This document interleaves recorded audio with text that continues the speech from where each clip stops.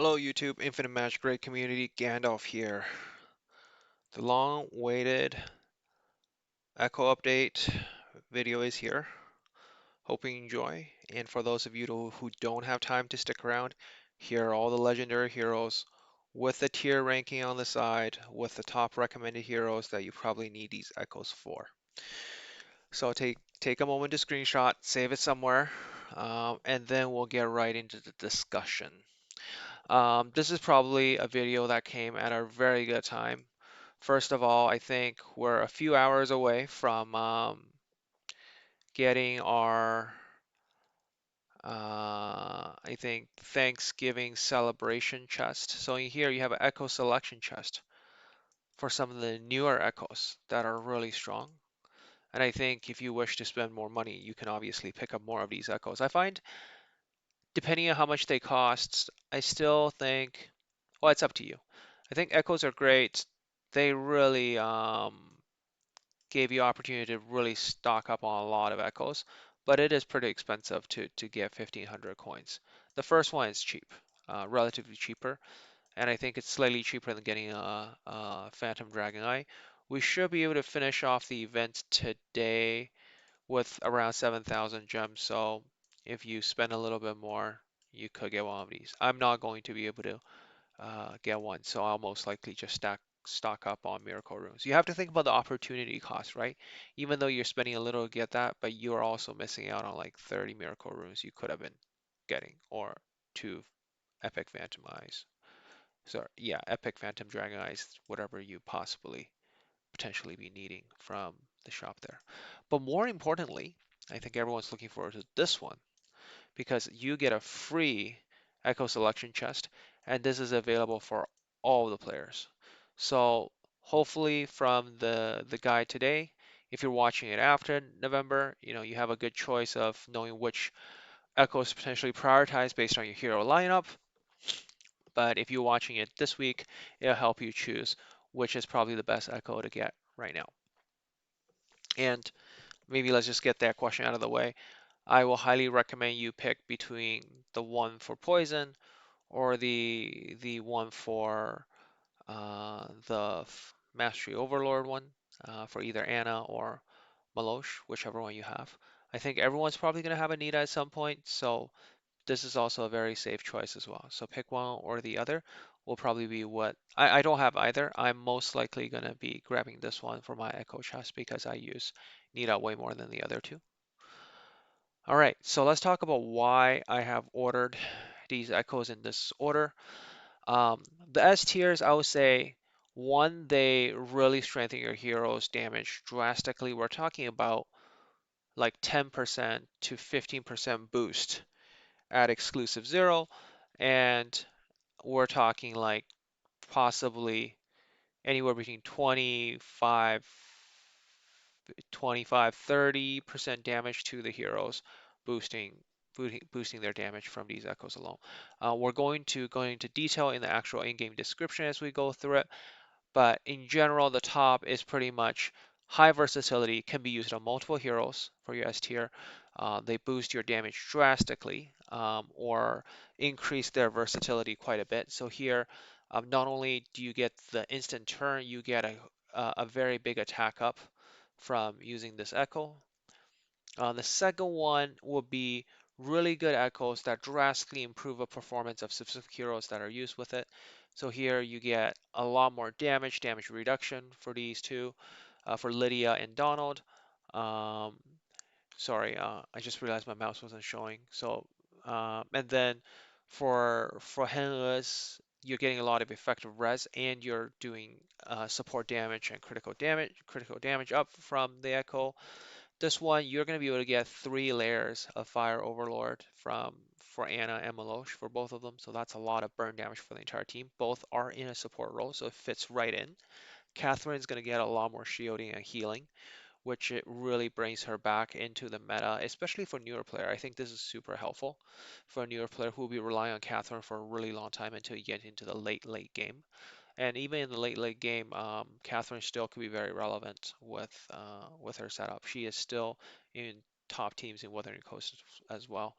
So Catherine isn't out of the meta, and everyone gets a free copy of Catherine. You can E5 her um, just by completing parts of the game. Then we got to the next row, which is your um, not the must-have.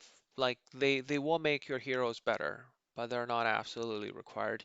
So this is where they will still be notable, very notable to put onto your hero.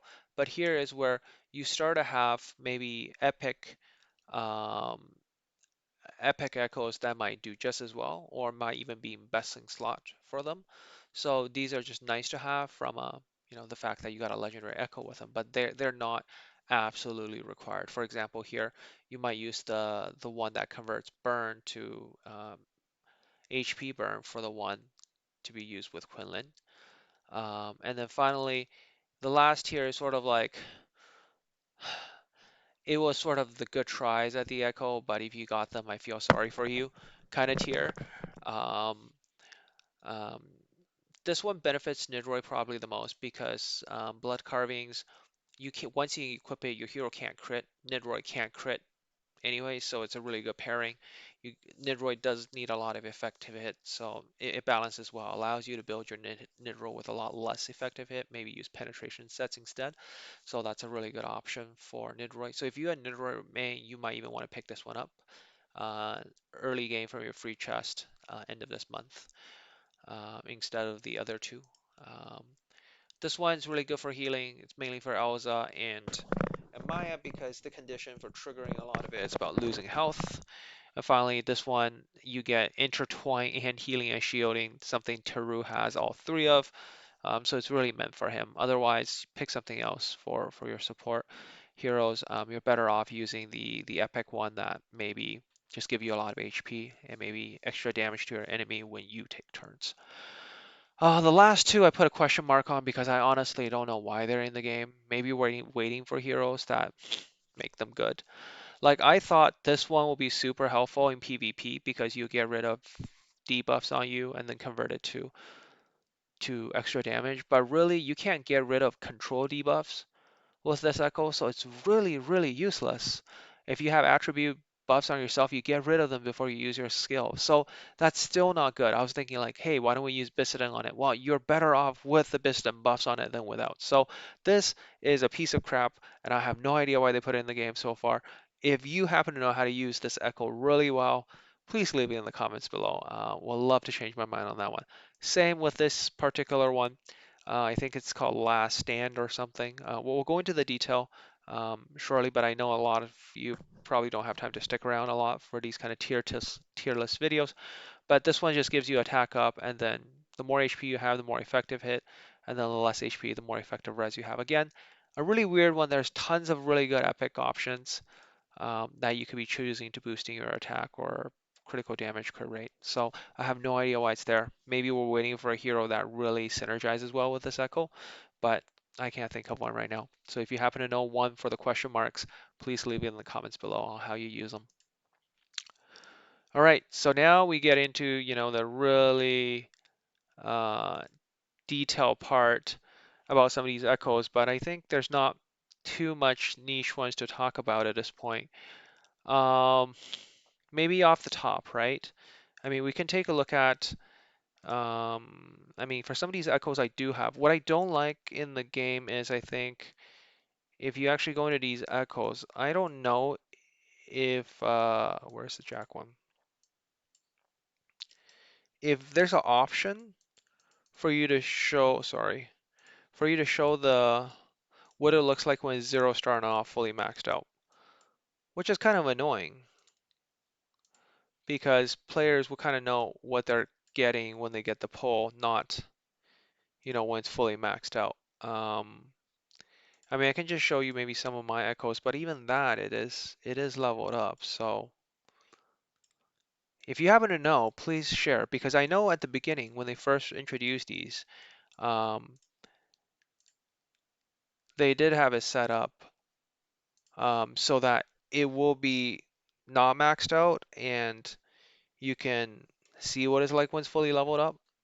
If I recall correctly, and don't quote me on it, maybe it starts around 10%, I think, and then you only get 9%. But 9% burn damage or skill damage goes all the way up to 24.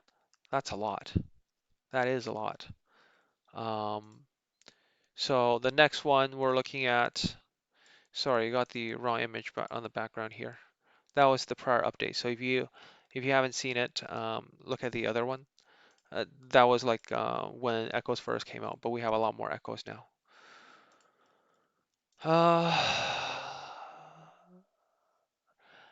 I think I'll leave it in. I'll end the video here, I think, because I feel like, I think the game is pretty decent in terms of describing it. You can go into here and read the description yourself along to the icons. If you happen to know how to show it at 0 stars, please let others know in the comments below. When they first released it, it was all supposed to be 0 stars, so it's easier to see what you get, right out when you pull it. Now it's a little bit harder. In general, rule of thumb is um, maybe probably divide the max value by 10, by 3 is probably where you're starting at. Maybe if our attack is a little bit lower. For the number here, probably divided by half and subtract it a little bit. So this is what you start at 0 stars. Or maybe, yeah, I think that's usually where it starts. It's a little bit like a 1 star is usually about half of it. So, and then maybe, you know, proportionate for one. So here we will think this starts at 9%, right? So here will also be 9%. If they start at 16%, so half will be 8. So maybe it starts out at 6.4% probably will be the calculation. You would divide it by half, whatever the half is, divide that by 5 again, and then that's the portion you subtract from half. That's how I will see all these numbers in green. So when you see these numbers in green, they're all going to be prorated down. So like the initial damage here probably will be like 3.2%. This will be this will be like 6.4, and this should be 16%. So that's how I'll read them. Hopefully that's a helpful tip for all of you as you go into the description. Um, in general, I kind of give you the top heroes you want to use for them, but of course, nothing stops you from say, for example, Elec will benefit from the extra shielding from this particular echo. So these echoes, some of them do have generic use, but I hopefully the tier helps you in terms of knowing which ones to potentially prioritize on saving up. Adhesion gets a massive boost from this one. I think I said it earlier because, but if you're not doing a lot of HP burn directly, it won't be helpful here. Like I think one of the new heroes, Adelaide, will probably benefit from here because Adelaide's HP burn damage will get benefit from what do you call this one? Because you're also losing HP, right? So where is it? Bloody fight. So if you lose HP, you increase the above effect by another 50%. So Adelaide, every time when she's triggering that, so that also helps. Adelaide is this hero, by the way, for those of you who haven't taken a look at the latest banner. So this Sunset Sage here, um, Adeline, she loses HP as well. So that's another hero you can potentially add to Bloody Fight. I again commit to updating these sort of tier list once in a while when there's new heroes, new echoes, so we can have the most up-to-date information for everyone in the community. Hope you enjoy the video, and if you like what I do, please support me by liking and subscribing. Take care wherever you're at. Gandalf out.